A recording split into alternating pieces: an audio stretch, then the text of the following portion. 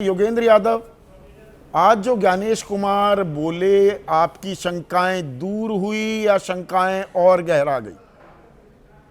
संदीप भाई, सच कहूं तो मैंने चुनाव आयोग को ऐसी शर्मनाक प्रेस कॉन्फ्रेंस करते हुए नहीं सुना है। मैं 40 साल से चुनाव आयोग को देख रहा हूं।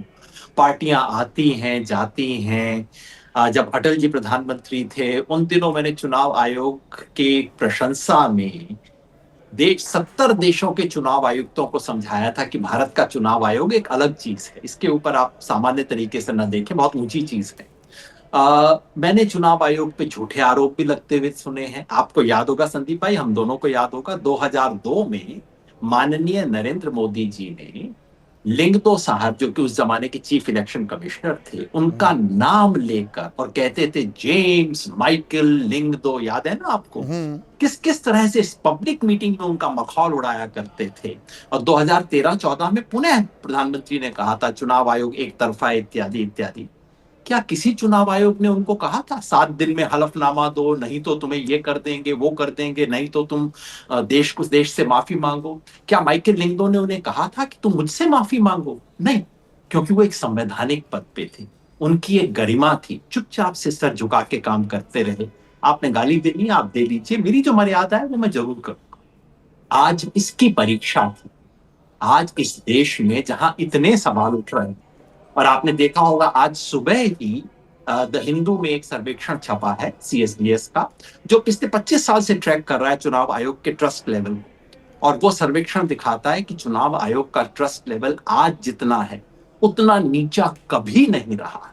इसलिए आज जरूरत थी ये साबित करने की कि लोग कुछ भी कहते रहें, लेकिन हम दूध का दूध पानी का पानी करेंगे। नहीं, पर जिसके इसमें मन में एक कल चीज तक मुझे ये शंका थी। बताइए जी। योगेंद्र भाई, हलफनामा वो 20-3B की मैंने तफसील बता दी, अभी मैं उस डिटेलिंग में दोबारा नहीं जाना चाहता, वो गैर ज़रूरी। पर मैं ये कह रहा हूँ गैर ज़रूरी ही सही, अगर मेरे आरोपों में दम है, मैंने 6 महीने पूरी की पूरी तैयारी करके, वहाँ रिसर्च करके, ग्राउंड वर्क करके ये सारी त्रुटियाँ और गलतियाँ निकाली हैं, तो एक शपथ पत्र भर के हस्ताक्षर करके दूध का दूध पानी का पानी क्यों नहीं होने देते राहुल गांधी? अरे, जिन्होंने शपथ दे दी उनका क्या हुआ? उनको कुछ मिला क्या? उनका कोई जांच हुई है क्या? अरे संदीप भाई, अगर मेरी जिम्मेवारी है कि कोई बिल्डिंग साफ हो, तो और कोई सड़क पे चलता व्यक्ति मुझे कह दे देखना वो 3rd फ्लोर तुम्हारा बहुत गंदा पड़ा है, मैं ये नहीं कहूंगा अरे तुम कौन होते हो, तुम क्या कर रहे हो, तुमने कैसे बोल दिया, अच्छा दिखाओ, बताओ, वीडियो लाओ। मैं चुपचाप से चौकीदार को कहूंगा यार जरा देख के आ, कोई गड़बड़ तो नहीं है, बाद में उससे निपट लेंगे, चाहे कहने वाले ने मेरे मुंह पे थूका हो। अगर मेरे को जरूरत है, अगर मैं जिम्मेवारी महसूस करता हूं कि बिल्डिंग साफ रहनी चाहिए, सबसे पहले मैं 3rd फ्लोर की जांच करवाऊंगा। क्या मतलब बनता है इसी का? मान लीजिए राहुल गांधी के सारे आरोप झूठे हैं, आप एक क्षण के लिए मान लीजिए, क्या इसी की जिम्मेवारी नहीं बनती कि वो सारों की जांच करवाए और जांच के बाद पूरी विस्तृत रिपोर्ट बिना किसी फूफा के देश के सामने रख दे कि हमने एक एक बात की जांच की, दूध का दूध पानी का पानी। यानी कि कल तक जिस व्यक्ति के मन में संदेह था उसे लगे नहीं यार देखो इन्होंने बिल्कुल ईमानदारी से किया। चुनाव आयोग को ऐसा काम करना चाहिए जो आज इन्होंने किया है, उससे जिसके मन में कल तक संदेह था वो अब विश्वास में पुष्ट हो जाएगा। हो ना हो दाल में काला है। देखो किस तरह की नहीं, पर भाषा इसमें बोलते। एक एक विरोधाभास है, एक आयरनी है योगेंद्र, थोड़ा उसको समझाइए। भाई, राहुल गांधी कहते फिरे पूरे देश में कि महाराष्ट्र में, और उसमें भी आंकड़ों में हेरफेर करते रहे कि 30 लाख वोट बढ़े हैं, कभी 40 लाख बढ़े हैं, कभी 1 करोड़ का भी उन्होंने जिक्र किया, 41 लाख वोटर बढ़े। वहां वोटर बढ़े कि जी गड़बड़ झाला हो गया, इसीलिए हम तो 30 सीटें जीत गए थे 48 में से लोकसभा में, पर विधानसभा चुनाव में 288 में से 79 महाविकास आघाड़ी ले पाई। ठीक जी, अब यहां वोटर घट रहे हैं 65,64,000 की जी, वोटर काट दिए। बढ़े तो भी बीजेपी को फायदा, कटे तो भी बीजेपी को फायदा। ये थोड़ा सा हजम करना मुश्किल नहीं हो जाता? संदीप भाई, इसके आधार पे कई लोग तर्क देते हैं कि देखिए आप ही तो कह रहे थे वोटर लिस्ट में गड़बड़ है तो हमने SIR करवा दिया चुनाव हाँ, आयोग, क्योंकि हाँ। आज का SIR में क्या बुराई है। ये बिल्कुल वही तर्क हुआ कि आप ही तो कह रहे थे गला खराब है, तो अब गला काट दिया तो क्यों परेशानी है आपको? गला काटना गला का खराब होने का उपाय नहीं है, उसका इलाज नहीं। इस मुहावरे को मैं खोल के समझा देता हूं। वो ये, बिल्कुल इस देश की वोटर लिस्ट में गड़बड़ी है, पहले से है, अब ज्यादा हो गई है नहीं हम कह नहीं सकते, लेकिन पुरानी समस्या है। बिल्कुल इसका समाधान करने की जरूरत है। बिल्कुल केवल जो 1 साल का रिवीजन है वो पर्याप्त नहीं है।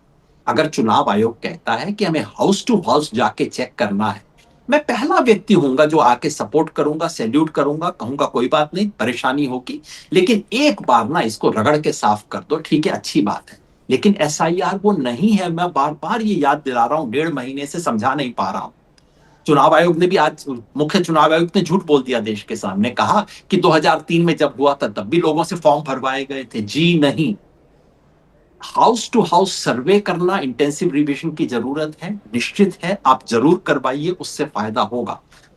फॉर्म लोगों से भरवाना प्रत्येक व्यक्ति से और कहना कि अगर फॉर्म नहीं भरोगे तो तुम्हारा नाम बाहर हो जाएगा, ये अभूतपूर्व है, असंवैधानिक है, इससे वोटर लिस्ट को कोई फायदा नहीं योगेंद्र, होगा। और आपसे दूसरा, आखिरी जी, सवाल आपसे, क्योंकि आपने भी एक फिल्मी अंदाज में, और ये मैंने उस दिन भी आपसे पूछा था, वो 2 लोग जो तथाकथित मृत थे उनको अदालत के सामने पेश कर दिया। आज ज्ञानेश कुमार ने ज्ञान दिया कि ये 6 महीने में 22 लाख लोग नहीं मरे हैं, ये तो पिछले 20 साल में मरे हैं।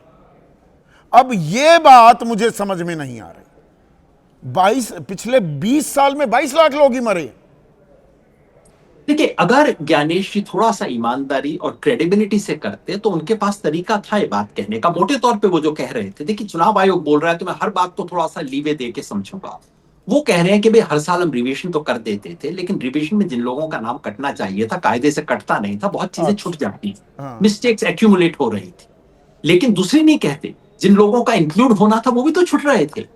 आपने केवल और पूरे बिहार में आपने सर्वे किया, 8 करोड़ लोगों के पास गए और आपको एक नाम नहीं मिला जो कि जोड़ने लायक था। मान लीजिए आपके पूरे 22 लाख नाम सही हैं, मान लीजिए पहले की गलतियों से ये नाम छूट जा रहे थे, मान लीजिए आपने इसको साफ कर दिया, हालांकि ये बात नहीं हुई है, लेकिन तो आपको 8 करोड़ में एक व्यक्ति भी नहीं मिला। मैं फिर पूछता हूं, 25 जून और 25 जुलाई के बीच चुनाव आयोग ने बिहार में कितने नाम जोड़े हैं? और उसका उत्तर है 0। आज तक देश के तो इतिहास में वही कभी रिवीजन नहीं आंकड़े हुआ, तो सामने इसमें केवल रखे ही, डिवीजन किया। आंकड़े तो रखे ही नहीं गए हैं।